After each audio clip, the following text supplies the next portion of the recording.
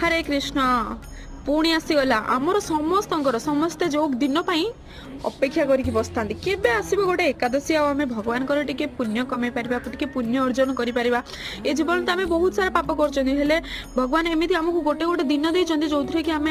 आम निजको प्यूरीफाए करि परिबा भगवान पाखक आउ टिके नै परिबा आ आम निजे प्योरिटी रे भगवान को माने स्मरण करि परिबा तो सतपई काली होची आमलिका एकादशी काली माने शुक्ल पक्ष फाल्गुन मास शुक्ल पक्ष रे पडुची आमलिका एकादशी काली सोमवार माने 10 मार्च रे तो आपण माने आमलिका एकादशी मिस करेनि कैरियर पाई बहुत भल आ 100 वर्ष धरी तीर्थ कले जेतिकी पुण्य फल मिले काली गोटे एकादशी रे सेतिकी पुण्य फल मिलबो तो आपण माने काली अन्न खाइबेनी फलमूल खाइ माने निजर एकादशी व्रत पालन करंतु आमलार भोग नै कि भगवान को लगांतु विष्णुंकर चरण रे निजको समर्पण कर दियंतु हरिनाम नियंतु जेते पारिबे भगवान कर हरिनाम रे हजि जांतु। हरे कृष्ण जय जगन्नाथ।